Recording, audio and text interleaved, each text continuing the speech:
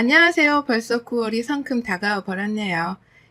22년도는 유난히 빨리 지나간 것 같은데 여러분의 22년도는 어떠셨습니까? 제 22년도는 우여곡절이 많았던 한 해입니다. 그래서 한편으로는 빨리 지나가 주길 바라기도 하면서 또 한편으로는 평생 기억에 남을 것 같아요. 제게는 결혼을 약속한 예랑이가 있었습니다. 저보다 2살 연상이었는데 어찌나 모든 면에서 능력이 좋은지 제가 본받을 구석이 참 많은 사람이었어요.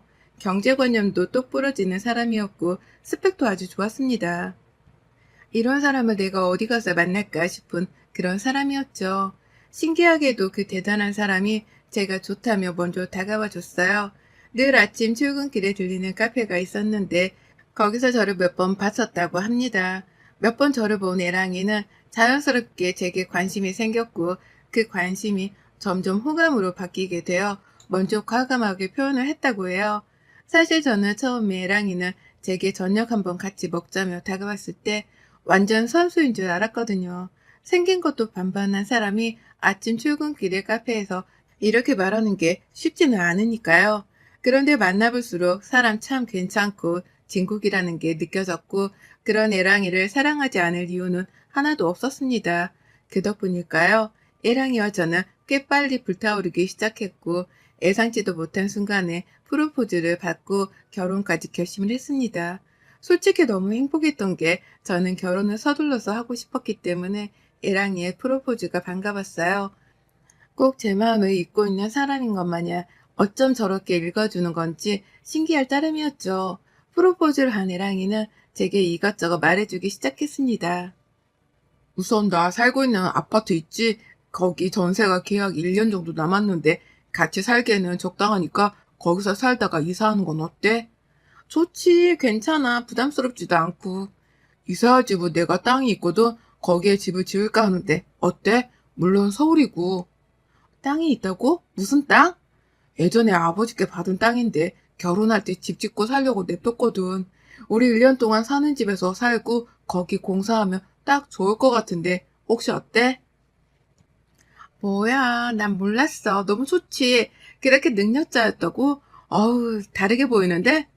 뭐 아버지 덕분이지. 그럼 그렇게 하는 걸로 하자. 집은 내가 미리 뽑아둔 것들이 있는데 조금 이따 보여줄게. 당신도 아마 마음에 쏙 들어할 거야. 보고 괜찮다고 하면 그대로 하고 디테일 수정 원하는 거 있으면 그렇게 하면 될 겁니다요. 고마워. 나는 뭐 딱히 할 게 없네. 당신은 그냥 나랑 결혼해 주는 거 자체가 선물인데 뭘 하려고 그래. 그렇게 말해줘서 고마워. 애랑이는 제가 상상한 이상으로 능력 있는 사람이었습니다. 애랑이가 원래 혼자 투룸 아파트에서 살고 있었는데 거기서 신혼살림을 시작해도 솔직히 충분하긴 했어요. 서울이고 위치도 좋았으니 말이죠. 그런데 땅이 있고 집을 짓고 살자는 말에 솔직히 놀랐습니다. 위치가 서울이라 더더욱 놀랐어요. 애랑이가 상상 이상으로 너무 능력자라서 조금 부담스럽긴 했지만 제가 자꾸 불편해하고 부담스러워하며 서로 더 어색해지니까 그러지 않으려고 노력했습니다. 저희 집도 빠지는 집안은 아니었으나 시댁에 비하면 많이 부족하다고 생각했어요. 그러나 시댁에서는 오히려 배운 게 많은 집안이라며 저희 집안을 높이 평가해 주셨고 양가가 서로를 높게 봐주며 오히려 사이좋게 지낼 수 있었습니다. 시부모는 저를 굉장히 예뻐라 해주셨는데 이유가 단아하고 배운 게 많다는 이유였어요. 내가 늘 원했던 며느리상이 딱 유나 너라서 얼마나 기쁜지 몰라.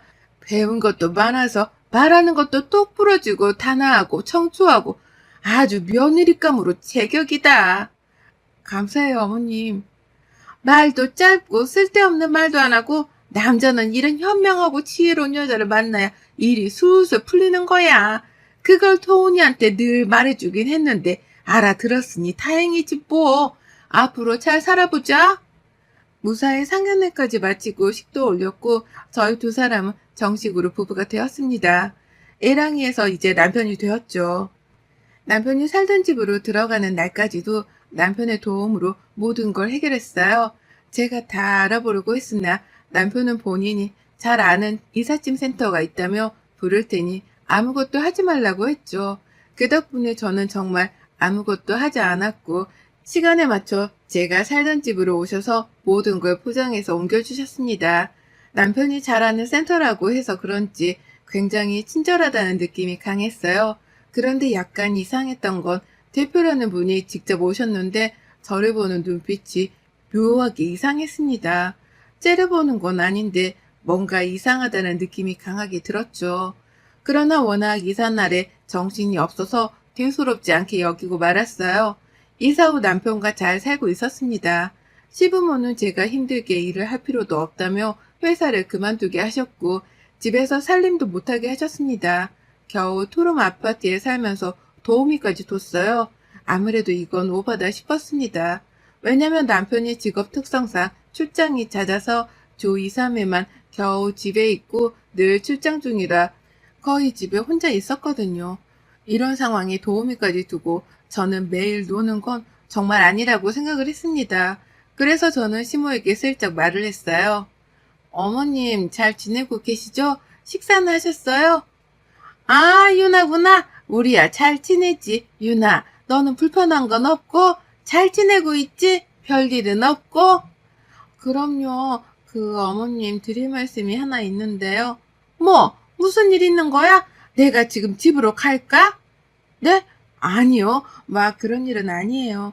저희 집에 오시는 이모님이 굳이 오실 필요가 없을 것 같아요. 그이도 출장으로 집 비우는 시간이 많고 늘 저 혼자 있으니까 제가 직접 청소하고 살림하는 게 좋을 것 같아요. 집 평수가 엄청 넓은 것도 아니라서 충분할 것 같거든요. 아니다, 유나야. 너 그런 거나 하라고 시집 온 거 아니야. 아무것도 신경 쓰지 말고 너는 편하게만 살면 돼. 알겠지?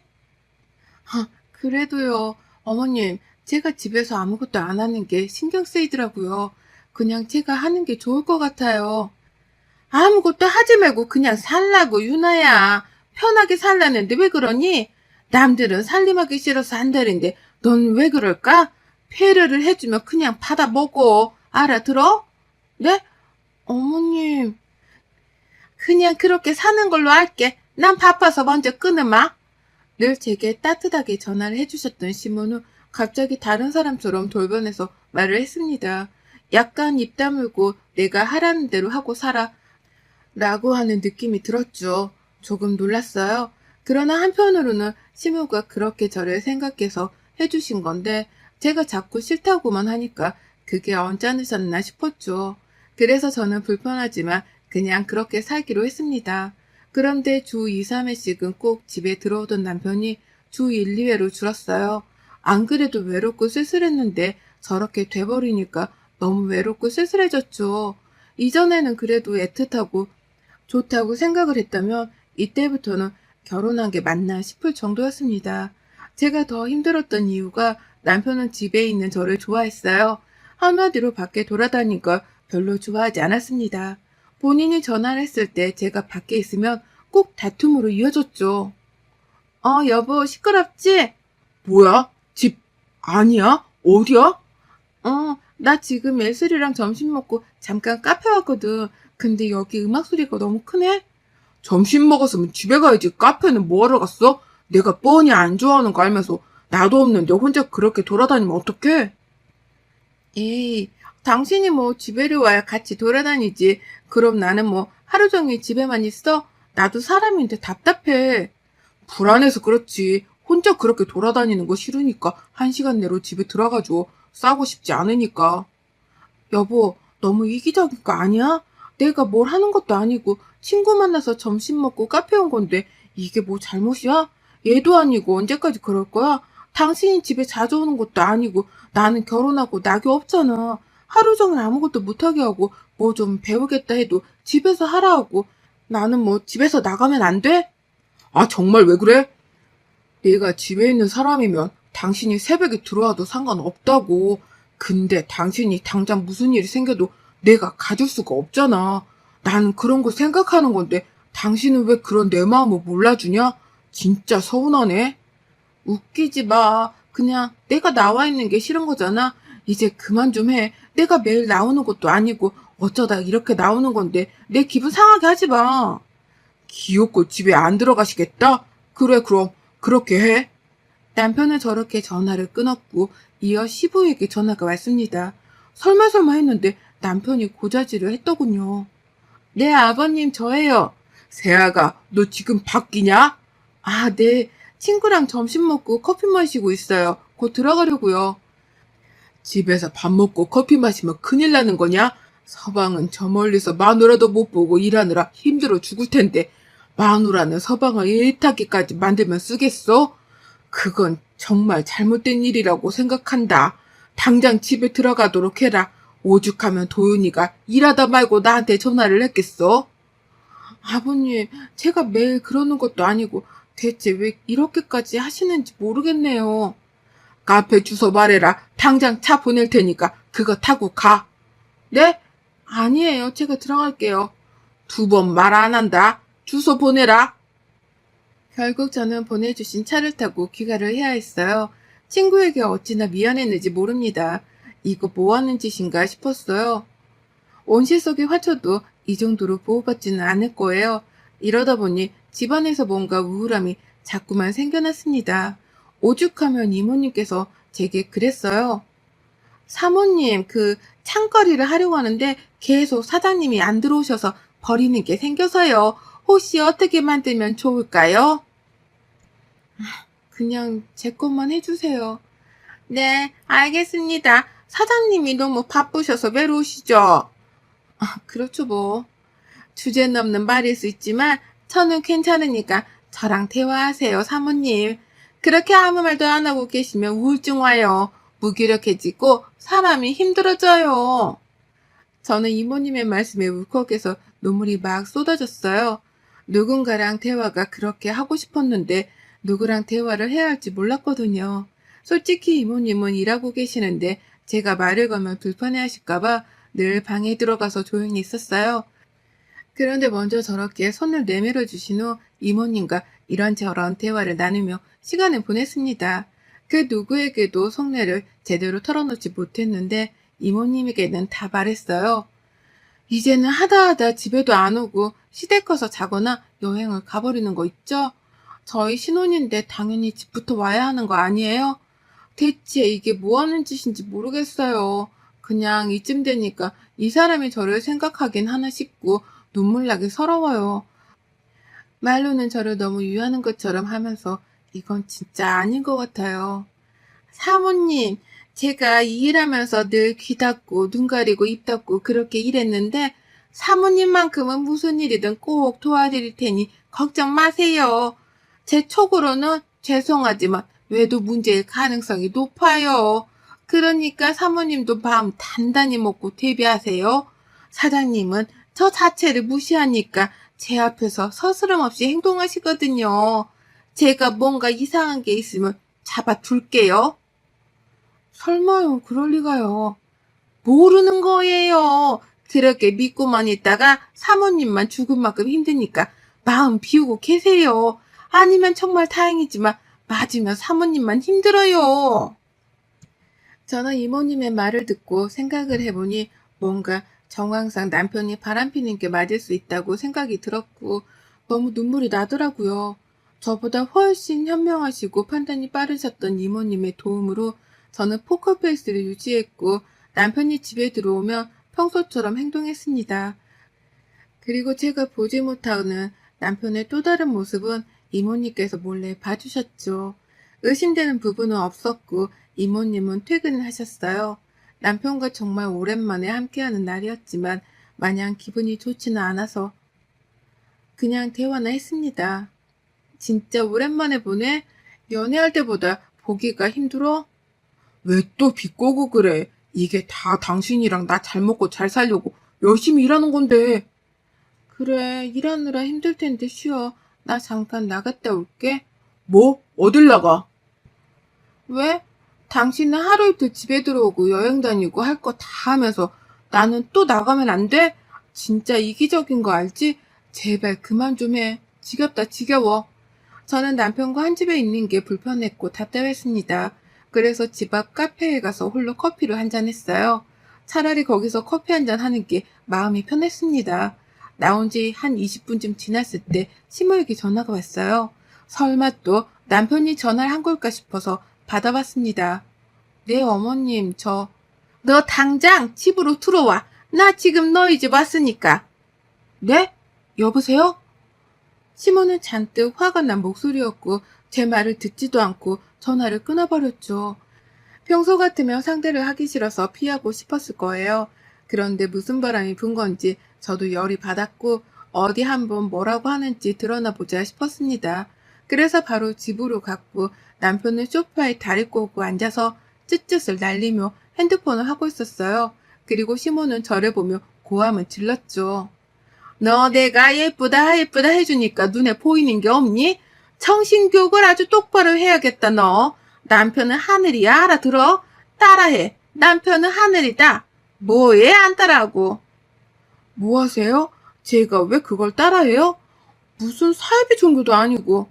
뭐야? 이게 근데 너 지금 말 다 했어? 좀 배운 집안애라고 예뻐라 해줬더니 기어오르는 거 봐. 정말 너가 예뻐서 그렇게 한 거라고 생각하니? 별로 궁금하진 않으니까 말씀 안 해주셔도 괜찮고 정신교육이고 뭐고 그런 거 받고 싶지도 않으니까 가주실래요? 지금 이 시간에 아들내외 집에 불쑥 쳐들어오셔서 며느리한테 삿대질하며 고함 지르는 어머님도 교육은 필요하실 듯 하네요. 야, 너 뭐라고 했어 지금? 이봐요, 야!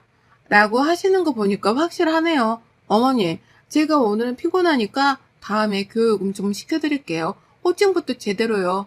우선 가주실래요? 좀 자고 싶은데. 전 그렇게 난리치는 시모에게 처음으로 맞대응을 했습니다. 너무 후련하고 속이 시원했어요. 다만 남편은 제게 다시 봤다며 비꼬기 시작했죠. 이야, 채은아, 성깔이네? 아주 다시 봤어. 원래 이런 애였어? 내가 몰랐던 거야? 대박이다. 입 좀 다물고 자자. 왜? 남편은 오랜만에 보니까 반갑지 않아? 손 치워. 능을맞은 남편이 증오스러울 정도로 싫었던 이유는 따로 있었죠.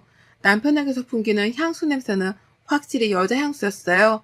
이모님 말씀처럼 남편에게 여자가 있다는 걸 확신할 수 있었죠.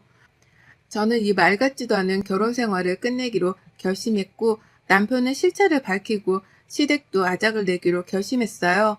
다음날 남편은 일찍 짐 싸서 또 출정을 갔고 저는 이모님과 상의를 했습니다. 어제 보니까 여자 향수 냄새가 온몸에서 나더라고요. 여자가 있는 건 확실해 보여요. 근데 어떻게 증거를 잡을까요? 그게 상간녀 소송하는 게 쉽지가 않다고 하더라고요. 바람 피는 건 분명한데 마땅한 증거가 없어서 다들 힘들어 하거든요. 우선 저도 최대한 사모님 도울 테니까 같이 해봐요. 이모님과 한참 대화를 하는데 갑자기 초인종이 울렸고 웬 아저씨가 서 계셨죠. 누구세요? 아, 저 혹시 혼자 계시나요? 네? 누구신데요? 저 기억 안 나세요? 뭐야, 누구세요? 사모님 나와보세요. 누구세요? 누구신데 혼자 있는지를 물어보세요. 남편분 혹시 계신가요? 중요한 일이라서 그래요. 사장님은 지금 안 계시는데 왜 그러시죠? 혼자 계시는 거 아닌 것 같은데 문 좀 열어보세요. 아니면 전화를 해보시던가. 저 그 이삿짐 센터 대표예요. 사장님 문제로 할 말이 있어서 온 겁니다. 처음에는 수상한 사람인 것 같아서 절대 문을 열 수 없었지만 시간이 지날수록 남편에 대해 뭔가를 알고 있는 것 같았습니다. 제가 혼자 있는 것도 아니고 이모님도 계셔서 함께 의논의 문을 열어줬고 너무 충격적인 사실을 들었어요. 제가 일이 바빠서 길게 얘기는 못해요. 우선 제 명함이니까 필요할 때 연락하시고 본론만 말할게요. 사장님, 저희 업체 VIP예요. 이삿짐 센터 VIP 되려면 얼마나 이용을 많이 해야 하는 줄 아세요? 그런데 사장님은 매번 수많은 여자들만 이사를 시키셨어요. 그것도 매번 결혼을 한다고 하셨고요. 처음에는 대체 이혼을 몇 번 하시는 건가 싶었는데 아무리 생각해도 이상하더라고요. 그게 무슨 소리죠? 말 그대로예요. 사모님이랑 결혼하기 한 달 전에도 어떤 여성분이랑 결혼한다고 이사하셨고 살림살이 다 꾸리는 거 저희가 도와드렸어요. 주소도 알고 있고요. 우연히 찍은 사진 영상도 있습니다. 제가 오지랖 부리는 이유는 딱 저희 딸 버리신데 저희 딸도 사위놈이 바람나서 이혼하고 혼자 애 키우면서 힘들게 살거든요. 그래서 내가 이걸 못 보겠더라고요. 그럼 그 여자가 바람난 상간녀가 맞는 것 같네요. 추서하신다는 거죠? 너무 충격을 받긴 했지만 정신을 차렸고 이사업체 대표님은 저랑 이모님이 가겠다고 했으나 혹시 모르니 함께 가주시겠다고 했습니다.